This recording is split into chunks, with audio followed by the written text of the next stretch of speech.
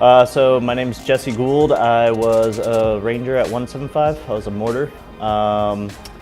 In 2017, I started a foundation called the Heroic Hearts Project, and essentially we help connect veterans who are struggling with mental issues like PTSD, depression, anxiety, with psychedelic therapies, mainly ayahuasca, which is a combination of two Amazonian plants. When brewed together, they have psychedelic properties.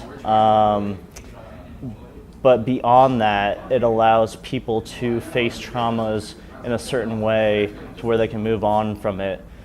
And there's also been shown scientifically that it has certain effects on the brain where it can lead to neurogenesis. It has been shown to balance like serotonin levels, which is very effective for depression. Unfortunately, in the U.S., because of drug laws, it's Schedule 1 right now, along with marijuana and a few other substances. But that limits and actually nearly stops the research potential on these sort of things, which is a shame because potentially it can be an extremely effective tool for veterans in need, but we are not exploring that because of the legal restrictions. So like many veterans, I didn't have sort of any sort of trauma or like the Hollywood sort of PTSD, like the crazy veteran that just can't, I was very functional, and from the outside you wouldn't be able to see that there's anything wrong. But there definitely was, there was something missing, or there was something holding me back, which now that I've talked to a lot of veterans have a very similar sort of experience.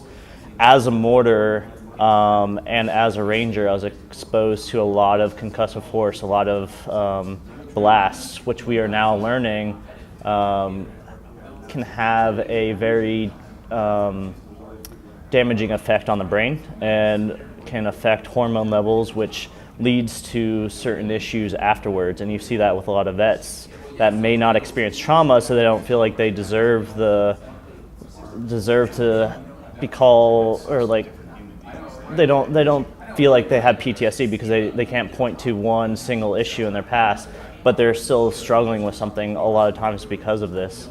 And in this realm, there's still not a tremendous amount of research done into it, but there is a potential that psychedelics can help in terms of this, and potentially regulating certain hormones. And then just understanding that can do other processes. Currently with the VA, they rely almost exclusively on medications like SSRIs, and a lot of them have been shown to have little effect beyond a placebo.